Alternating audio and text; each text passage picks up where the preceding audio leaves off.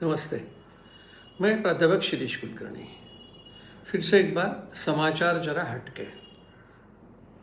खरेखर आज जो मैं समाचार कहने जा रहा हूँ वो अपने माननीय गृह मंत्री, केंद्रीय गृह मंत्री अमित शाह जी का एक और कहे हम हंगामा तो भी कोई समस्या नहीं, बहुत अच्छी बात उन्होंने नक्सल्स के बारे में कहा था कि 31 मार्च 2026 तक नक्सल ख़त्म हो जाएगा, ऐसा उन्होंने कहा और वो उसी तरह से आगे बढ़ रहे। इसके पहले हमने इस विषय पर बात की थी।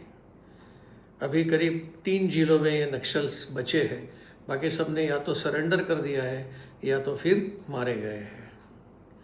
आज मैं जो बात कर रहा हूँ वो एक नया आयाम है। मेरे ख्याल से सबके लिए ये सरप्राइज होगा। हम बड़े बड़े शहरों में जाते हैं तो ये दो नाम हमें मालूम है, एक है उबेर और दूसरा है ओला। इनकी जो टैक्सी सर्विसेज है वह प्रजा उपयोग करती है।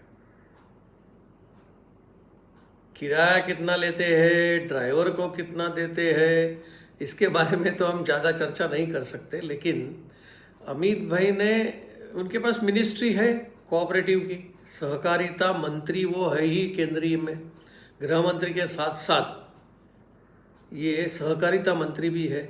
इसीलिए उन्होंने एक नया प्रयोग करने का सोचा नहीं, अब तो वो कार्यान्वित भी हो गया है। उसका नाम होगा सहकार टैक्सी। सहकार टैक्सी यानी कोऑपरेटिव मॉडल, उसका सामना उबेर और ओला से होगा। कितना यशस्वी रहेगा मालूम नहीं, लेकिन जब अमित भाई ने हाथ में लिया है तो यह हमें शंका करनी ही नहीं चाहिए, क्योंकि उन्होंने जो हाथ में लिया है वो तो होता ही है।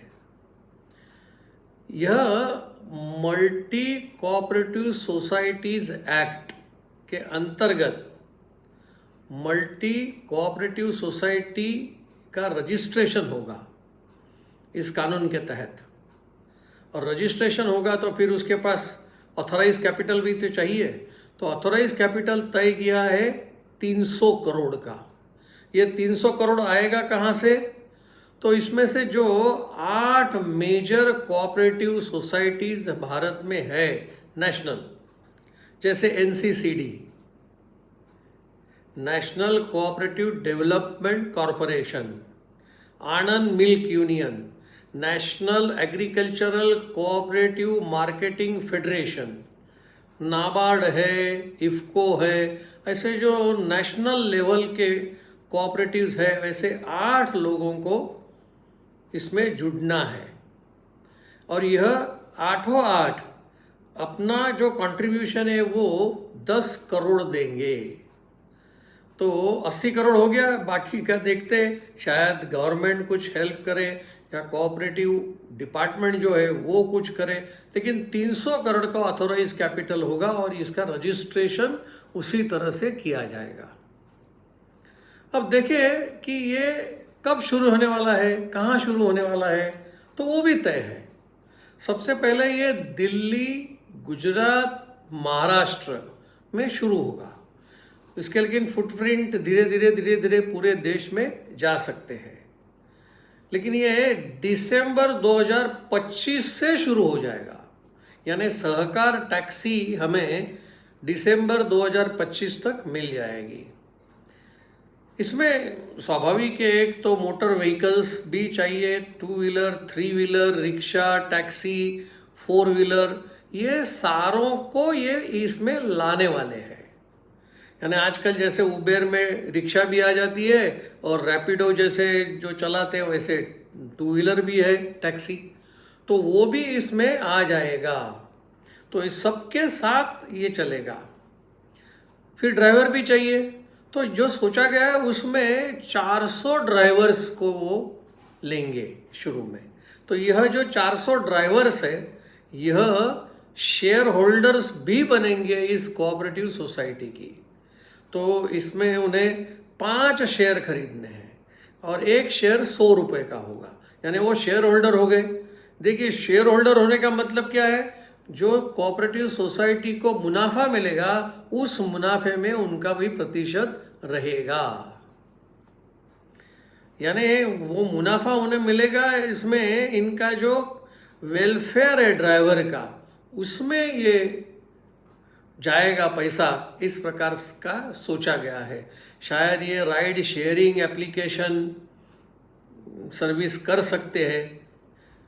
इसमें अब इन्होंने ऑफिसर्स अपॉइंट भी कर दिए हैं, वो सारे इसी इफको या एनसीसीडी वाले जैसे लोग हैं उनके पास से ये लिया गया है, उनको ही अपॉइंटमेंट दी गई, जिम्मेवारी दी है और उन्होंने अपना काम शुरू भी कर दिया है। देखते हैं बहुत जल्दी हमें सहकार टैक्सी मिलेगी। चलिए आगे बढ़ते हैं। देखिए, पुराने समय में 40-50 साल पूर्व का अगर हम सोचें तो एक महिला 6 बच्चों को जन्म दे सकती थी और उसे कोई आपत्ति भी नहीं थी। 6 बच्चे एक महिला को जन्म देने का है, रहा है ऐसा। क्या आजकल ये पॉसिबल है? क्या नहीं, क्योंकि क्या है, आर्थिक स्थिति का क्या, समय का क्या। बच्चे का संवर्धन करना है तो उसके लिए उसे समय देना, तो क्या वो पॉसिबल है? क्या फिर से ये जो बेरोजगारी, महंगाई वगैरह वगैरह जो चलता है, इसकी वजह से भी एक हाथ सिकुड़ जाते हैं। इसलिए फिर बच्चों के बारे में ये 6 बच्चे एक कपल को, यह तो अब शायद कल्पना ही माननी पड़ेगी। आजकल ऐसा कुछ नहीं दिखता है। तो आज की स्थिति क्या है? तो भाई करीब 41% महिला और 33% पुरुष सिर्फ 2 ही बच्चे अपने कुटुंब में होने चाहिए, ऐसा सोचते हैं। 41% महिला और 33% पुरुष, इनको सिर्फ 2 ही बच्चे चाहिए। लेकिन उससे भी आगे है, अगर 14% पुरुष और 13% महिला, सिर्फ एक ही बच्चा होना चाहिए, ऐसा सोचते हैं। इसका भी एक एक्सट्रीम पॉइंट आ गया, एक भी बच्चा नहीं चाहिए। इसमें 5% पुरुष और 4% महिला ऐसी चाहती है कि भाई हमें बच्चे नहीं चाहिए, क्योंकि बाल संवर्धन तो है ही, आरोग्य है। आपको शायद ये भी मालूम होगा कि विदेशों में आजकल जब कपल जाते शादी करके, भारत में आकर शादी करते और फिर उड़ जाते हैं, तो वहाँ जाने के बाद बच्चा अगर हुआ तो उनको संभालने वाला कौन? तो यहाँ पे ही या माँ बाप या दादा दादी या बहन उसको लेकर जाते हैं, तो बच्चा संभालने का एक आवश्यकता है, इसलिए वो करते हैं। अब सोचिए कि भाई ऐसे कारणों की वजह से नहीं चाहिए कि भाई बच्चे हमें ज़्यादा नहीं चाहिए, तो यह स्थिति है। चलिए आगे बढ़ते हैं। एक शायद आपको स्पोर्ट्स के बारे में जानते होंगे कि हमारे यहाँ फुटबॉल भी है, क्रिकेट भी है, बास्केटबॉल भी है और कई सारे गेम्स हैं। इसकी एकेडमीज भी है, उसके क्लब्स भी है, उसका लीग भी है। तो national football league, Indian premier IPL, हम तो जानते हैं अभी अभी आईपीएल का ख़त्म हुआ, और जिसमें जो बेंगलुरु टीम है, वो बाकी का सब छोड़ दीजिए, जो इनाम वितरण वगैरह या उसका फैसिलिटेशन करना था वो बेंगलोर में हुआ, उसमें जो कुछ हुआ वो छोड़ दीजिए। लेकिन यह जो एक नेशनल बास्केटबॉल एसोसिएशन, यह सब जब मैचेस खेलते हैं तो इस मैचेस को प्रदर्शित करना, यानी इसकी पब्लिसिटी करना, या तो उसका मैच टीवी पर दिखाना, ब्रॉडकास्ट करना, तो इसके ब्रॉडकास्ट करने के पैसे भी इन एसोसिएशन क्लब्स को या लीग को मिलते हैं। अगर हम थोड़ा सा उदाहरण देखें तो भाई आईपीएल दिखाई जाएगी टीवी पर, तो उसके जो हक बेचे जाते हैं उसका हक आईपीएल की, सिर्फ मैं आईपीएल की बात कर रहा हूँ, 118 करोड़ रुपया इस आईपीएल को मुनाफा कहे या उसका ब्रॉडकास्टिंग के चार्जेस है वो उन्हें मिले। सोचिए 118 करोड़ सिर्फ ब्रॉडकास्टिंग का, यानी प्रदर्शित करने का टीवी पर, इसका उन्हें इतना पैसा मिला। वैसे नेशनल फुटबॉल लीग का भी है, वो भी जब प्रदर्शित करते हैं तो आईपीएल से ज़्यादा पैसा मिलता है। उनको मिला है 141 करोड़ रुपीस, उन्हें सिर्फ यह हक देने के लिए मिला है। नेशनल बास्केटबॉल का ऐसा ही जो मैच हुआ, उस मैच में भी करीब 75 करोड़ रुपए का ब्रॉडकास्टिंग का उन्हें मिला है। चलिए आगे बढ़ते हैं आखिरी समाचार पर। एक सक्सेसफुल फैशन डिज़ाइनर ने ये सर्वे किया है और उस सर्वे का कुछ अंश मैं आपके सामने रखता हूँ, और वो भी सिर्फ टी शर्ट के बारे में। टी शर्ट तो आजकल महिला भी पहनती है, पुरुष भी पहनते हैं, तो ऐसे टी शर्ट बनाने का खर्च कितना होता है। उसमें शायद ऐसा भी होता है कि भाई यह टी शर्ट बनाने के बाद उसको भेजने का जो ट्रांसपोर्टेशन है, क्या है, विदेशों से आने वाले टी शर्ट तो उनको तो बाय एयर या बाय वाटर आ जाते हैं, बाय रोड भी हो सकता है, तो उनका टी शर्ट का खर्च कितना। अमेरिका में अगर एक टी शर्ट का बनाने का खर्चा और उसे भेजने का खर्चा $17.5 है एक टी शर्ट का। चाइना में यही $13 का है।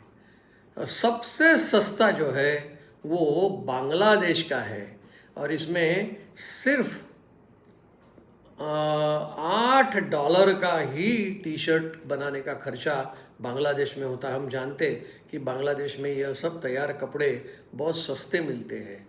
वियतनाम में $11 का है और पाकिस्तान में भी $11 का है, यानी सबसे सस्ता $8 या $8.5 इतना बांग्लादेश का है।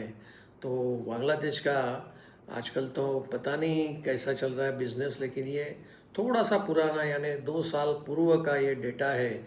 ये सक्सेसफुल फैशन डिज़ाइनर द्वारा ये सर्वे किया गया था, उसकी फिगर मैंने आपको दी। बस इन्हीं शब्दों से मैं अपनी वाणी को विराम देता हूँ। आभार, थैंक यू।